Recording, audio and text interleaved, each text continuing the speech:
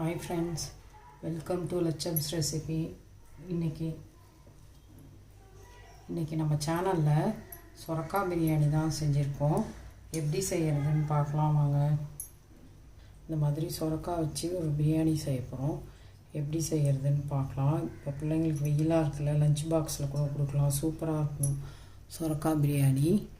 இப்போ நான் வந்து ஒரு சின்ன சொரக்காய் எடுத்து கட் பண்ணி வச்சுருக்கேன். பெரிய தக்காளி, அதே போல் ஒரு பெரிய வெங்காயம் நைஸாக கட் பண்ணி வச்சுருக்கேன். ரெண்டு பச்சை மிளகா, ஹோல் ஸ்பைசஸ் வந்து தாளிக்கிறதுக்கு வச்சுருக்கேன். இப்போ எப்படி செய்கிறதுன்னு பார்க்கலாம். அடுப்பில் குக்கர் வச்சுக்கிட்டேன். குக்கரில் தான் செய்ய போகிறேன். பிரியாணி செய்கிறதுக்கு குக்கரில் நான் ஒரு 5 டேபிள் ஸ்பூன் அளவுக்கு எண்ணெய் சேர்த்துருக்கேன், சமையல் எண்ணெய். அது கூடவே ஒரு 4 ஸ்பூன் அளவுக்கு நெய் சேர்த்துக்கிறேன். இப்போ காயிட்டும். தாளிக்கிறதுக்கு ஒரு ஸ்டார் அனீஸ், பட்டை, ஏலக்காய் 2, ஒரு கல்பாசி, ஒரு பிரிஞ்சி இலை, கொஞ்சோண்டு ரோஜா இதழ் வச்சுருக்கேன், ஒரு மராட்டி மொக்கு வச்சுருக்கேன். இதுதான் தாளிக்க போகிறேன். இப்போ எண்ணெய் காஞ்சிச்சு, நம்ம குக்கரில் சேர்த்துக்கலாம் ஹோல் ஸ்பைசஸை.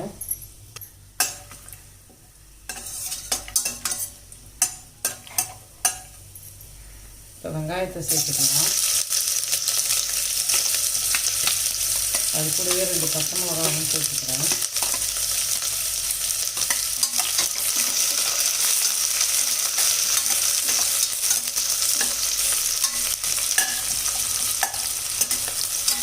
வெங்காயம் கொஞ்சம் பொன்னிறமாக வதங்கட்டும்.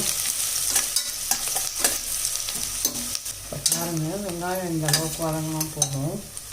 தெரியுதா? இந்த அளவுக்கு வெங்காயம் வதங்கினா போதும். இப்போ நம்ம அதில் இஞ்சி பூண்டு பேஸ்ட்டு சேர்த்துக்கலாம். நான் ஒரு டேபிள் ஸ்பூன் அளவுக்கு இஞ்சி பூண்டு பேஸ்ட்டு சேர்க்குறேன்.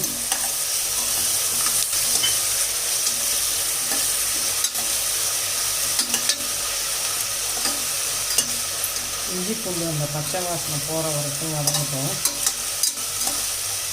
ஒரு நிமிஷம் வதக்கி விட்டுக்கோங்க. அதே இஞ்சி பூண்டு பேஸ்ட்டு பச்சை வாசனை போயிடுச்சு. இப்போ நான் அந்த கொத்தமல்லி இலை, புதினாவை சேர்த்துக்கிறேன். புதினா கொஞ்சம் வாடிட்டு, புதினா ஒரு கைப்பிடி அளவு சேர்த்துக்கோங்க. அதுமாரி கொத்தமல்லி இலையும் சேர்த்துக்கோங்க.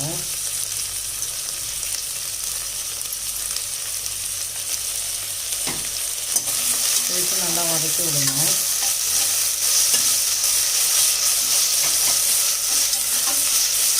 இப்போ தக்காளியை சேர்த்துக்கலாம்.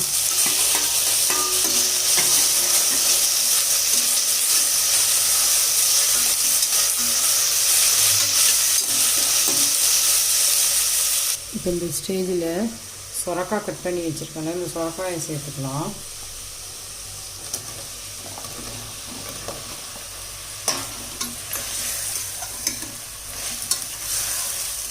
பாருங்கள், இந்த தக்காளி சொரக்காய் எல்லாம் சேர்ந்து நல்லா வதங்கி வரணும்.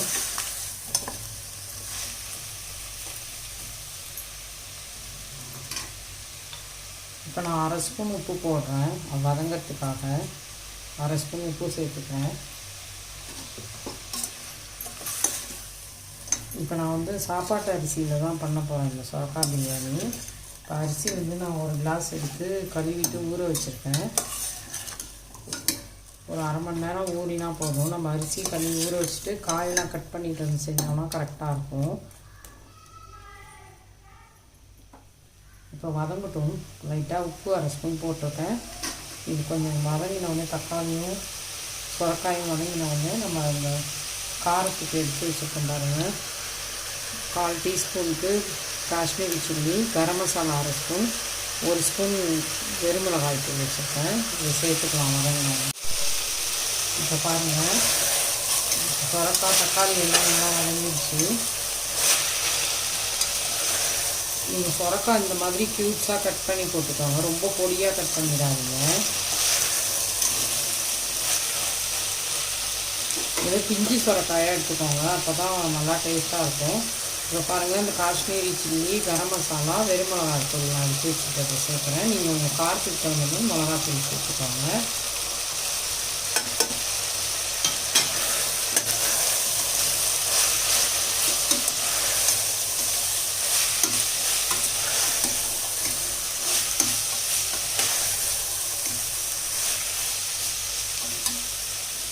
வேலைக்கு போகிறவங்க கூட இந்த மாதிரி செஞ்சு எடுத்துக்கலாம். சூப்பராக இருக்கும். சுரக்காவில் செஞ்ச பிரியாணியா அப்படின்னு கேட்பாங்க. அந்த அளவுக்கு டேஸ்ட்டாக இருக்கும். இப்போ அதில் 2 ஸ்பூன் தயிர் சேர்த்துக்கிறேன்.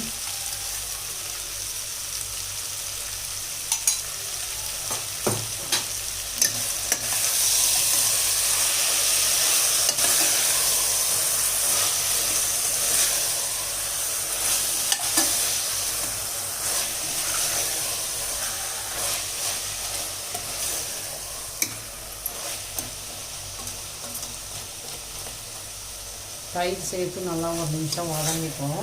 வதங்கினோடனே அந்த எண்ணெயெல்லாம் பிரிஞ்சு வர ஆரம்பிக்கும். இப்போவே வருது. நான் ஏற்கனவே காய் வதங்கிறதுக்காக 1/2 ஸ்பூன் சேர்த்தேன் உப்பு. இப்போ ஒரு 3/4 டீஸ்பூன் அளவுக்கு உப்பு சேர்த்துக்கிறேன்.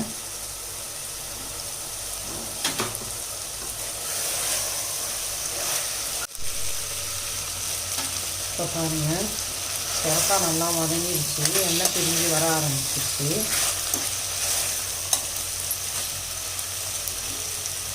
இப்போ பாருங்கள், அரிசி நான் சாப்பாட்டு அரிசி தான் எடுத்துருக்கேன்.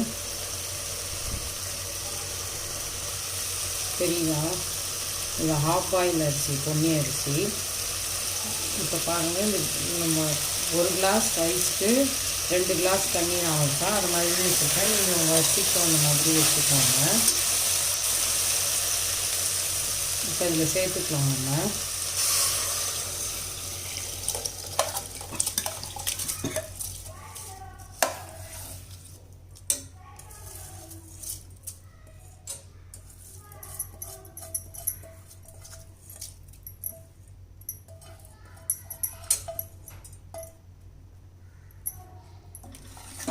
அரிசி இதில் சேர்த்துட்டேன். இந்த ஸ்டேஜில் உப்பு காரம் பார்த்துக்கோங்க. நான் இந்த கிளாஸால் தான் 1 கிளாஸ் ரைஸ் எடுத்துக்கிட்டேன். அதனால் நீங்கள் உங்கள் ரைஸுக்கு தகுந்த மாதிரி 1க்கு 2 வைங்க. தண்ணி கரெக்டாக இருக்கும்.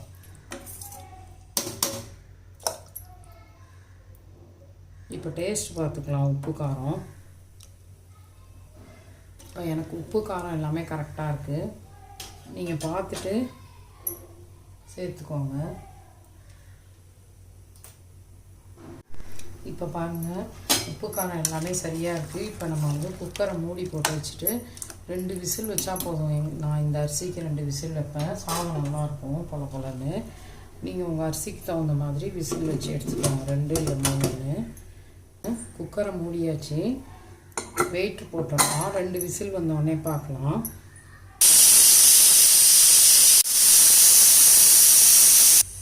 இப்போ 2 விசில் வந்துச்சு. ஸ்டவ் ஆஃப் பண்ணிடலாம். வெயிட்டை ரிலீஸ் பண்ணுறதுக்குள்ளே ஒரு கேரட் திருவிருக்கேன் ரைத்தாவுக்கு. ஒரு வெங்காயம் பொடியாக கட் பண்ணியிருக்கேன். இதெல்லாம் இப்போ நம்ம வந்து இந்த பவுலில், மிக்சிங் பவுலில் சேர்த்துக்கலாம். கேரட் சேர்த்துக்கிறேன். வெங்காயம் பொடியாக கட் பண்ண வெங்காயத்தையும் சேர்த்துக்கலாம். இப்போ தயிர் சேர்த்துக்கலாம். அதில்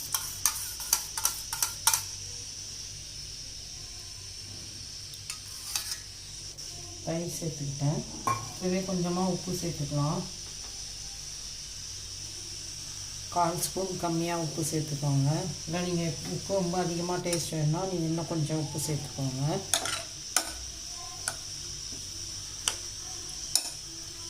பிள்ளைங்களுக்கு நம்ம கேரட்லாம் கொடுத்தோன்னா ரொம்பவே நல்லது. இந்த சுரக்காய் பிரியாணியோட நம்ம கேரட் ரைத்தா கொடுத்து விட்டோன்னா சூப்பராக இருக்கும்.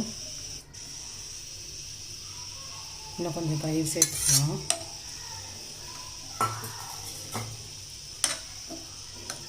அவ்வளோதாங்க, simple and easy raita ready பண்ணியாச்சு.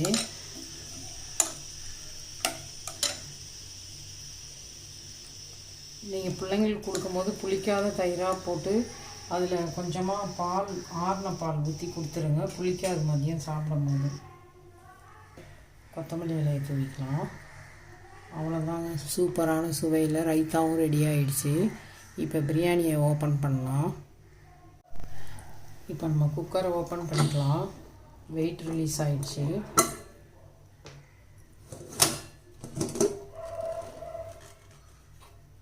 நல்லா கமகமன்னு வாசனை இருக்குது பிரியாணி. பாருங்கள் எப்படி வந்துருக்கு பாருங்கள்.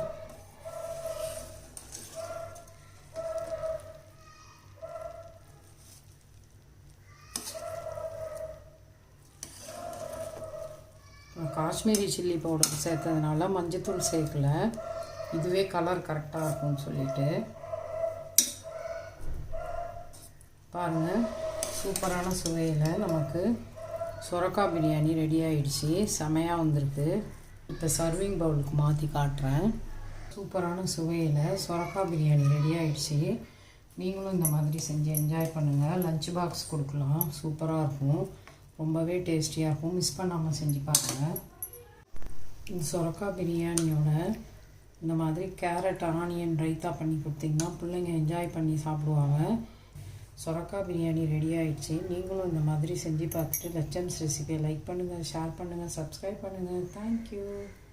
இந்த மாதிரி ரைத்தாவோட சர்வ் பண்ணுங்கள், ரொம்ப அல்டிமேட்டாக இருக்கும்.